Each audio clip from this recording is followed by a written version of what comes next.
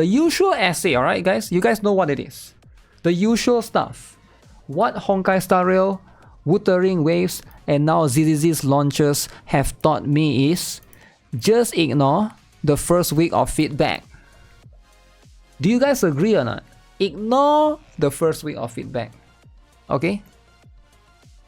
So when Honkai Star Rail first launched, the first week was filled with this game is too simple and easy, and the story is boring. The game has no future, especially on YouTube. True. Actually true. Honkai Star Rail, when it first came out, people were trash talking it. People were saying this is a trash game. What is this Hoyoverse? I am an epic 7 player. I love turn-based. But when I play Honkai Star Rail, there's only one skill, one ultimate. Like, what is this? Epic 7 has 20 skills. Each character has 40 skills. Like, I get it, right? I get it.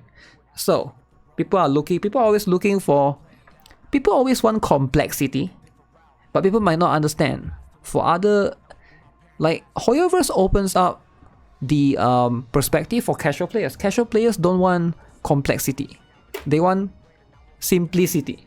Right? Casual players are looking for that, and Hoyoverse knows. They actually know how to design games, man. They know how to design games for casual audiences, which is kind of insane actually if you think about it. Just play the game. If you listen, you'll miss Wuwa and ZZZ. Wow, you will miss it.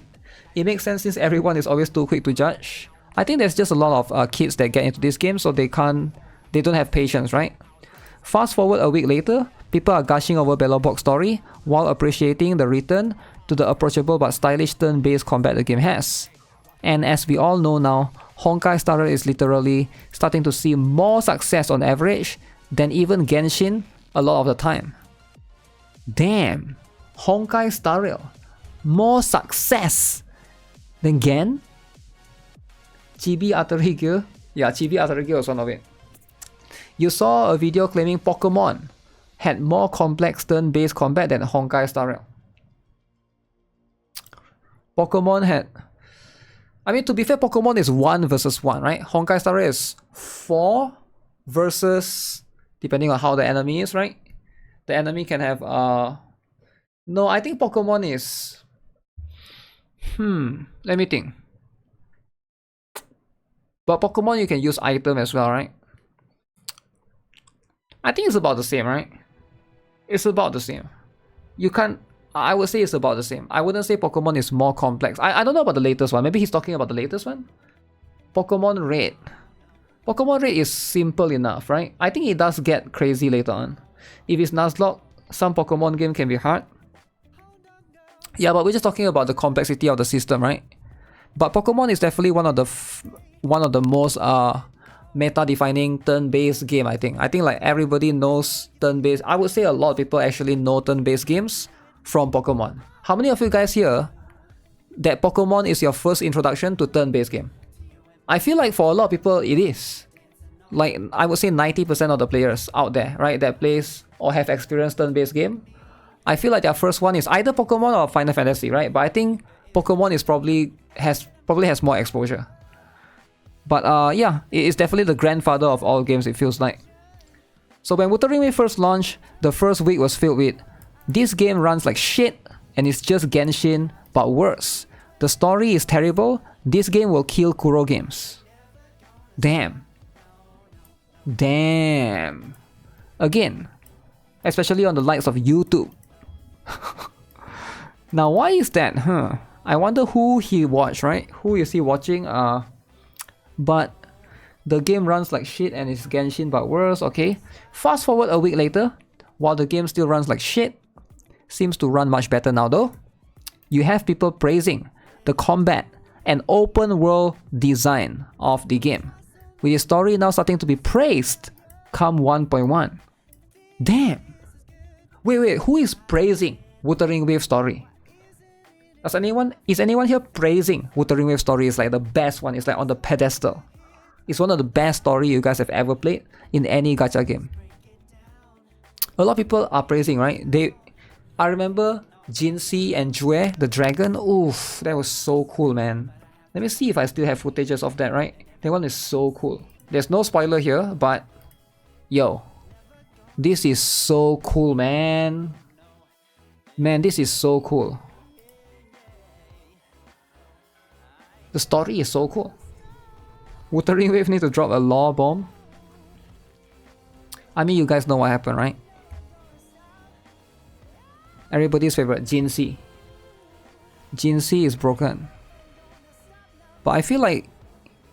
I think the music is a little bit... can be improved, right, for Wuthering Wave. I feel like Wuthering Wave... the music need to be improved a little bit more. But it is getting better. I feel like it's getting better.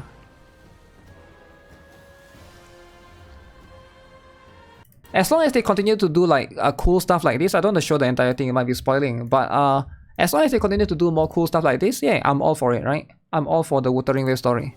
But is the 1.1 that insane? I don't think so. I think it's better than 1.0, but it's not like super insane or anything. For me, it's like Mount Firmament ambient music is better. When ZZZ launched last week, the week was filled with the combat is just mindless mashing and the story is boring. What were Hoyo thinking again, especially on the likes of YouTube? There's a lot of tourists, I guess. Tourists playing the game. So what are the tourists gonna expect? Okay. Fast forward to now and like clockwork, I'm starting to see the narrative slowly turning around. I'm seeing more positive impressions of ZZZ creeping up.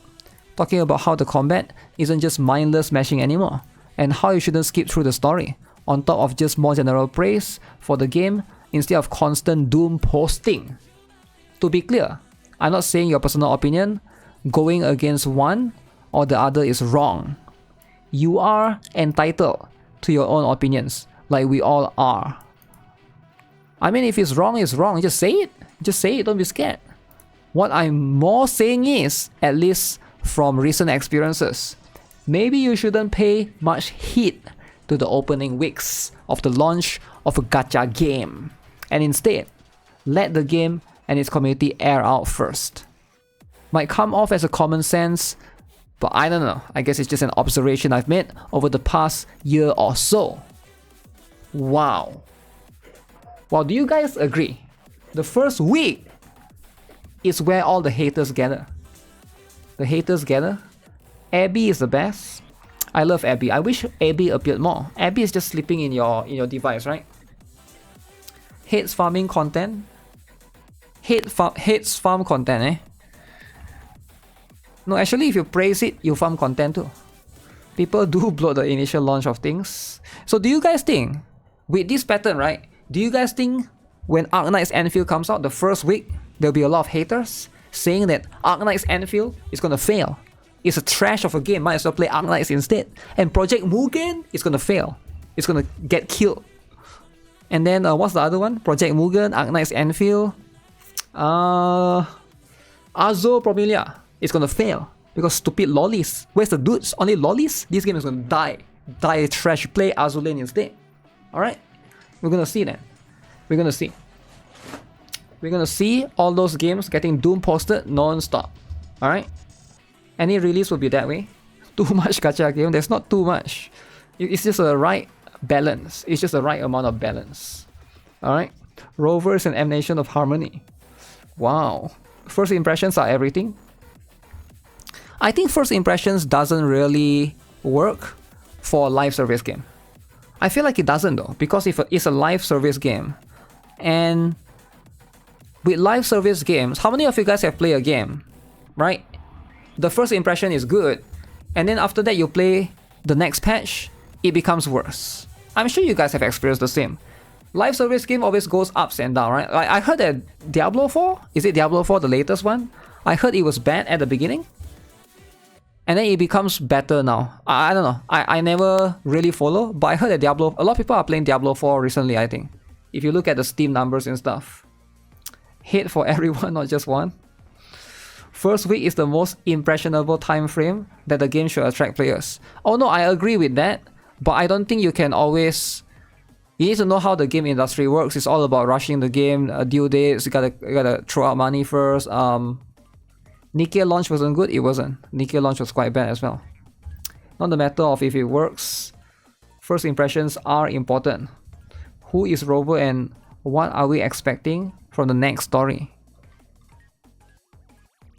What? You want to know who is Rover? Nobody knows yet. Call of Duty Mobile Warzone was the same. I think most games live service, that's just how it works nowadays, right? It has changed ever since. First impressions is no longer how you look at stuff.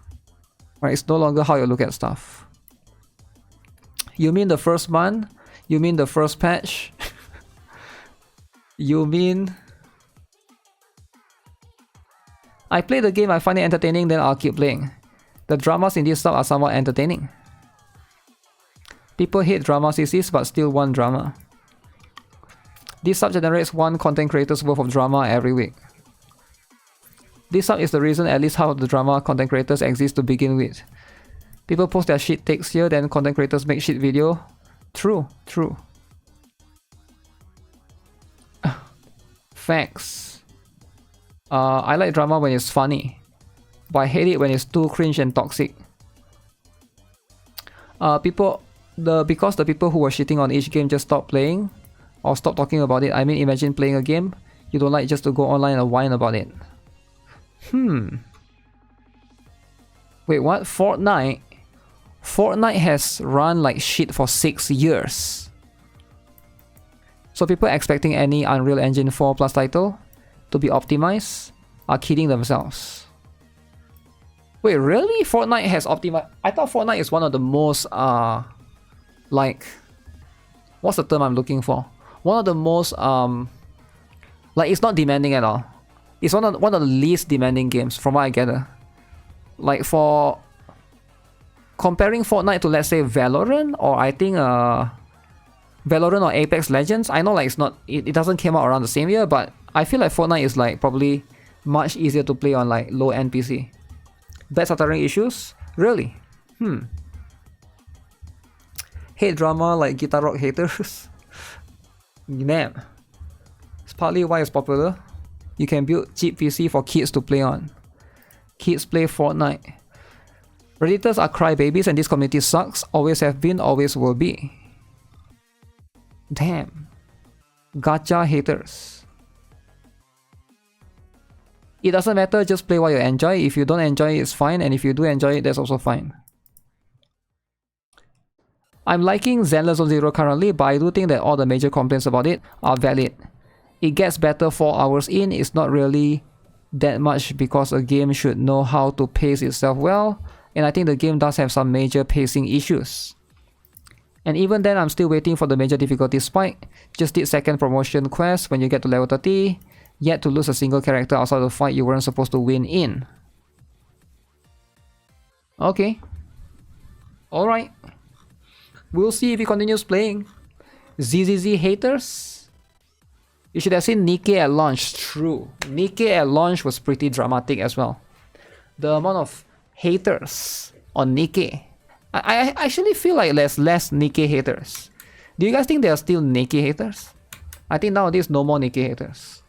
Nikke haters? They are all gone. Alright, Nikke haters are all gone now. They are no longer seen, which I'm glad. But I'm worried the Blue Archive haters is going to come soon because 100 free posts is happening soon, so the Blue Archive haters might be coming soon, alright? Just be ready for it. Because once Dress Hina comes, you guys know. You guys know what's going to happen, right? The lolly haters are going to appear. And that's life. I'm ready for it.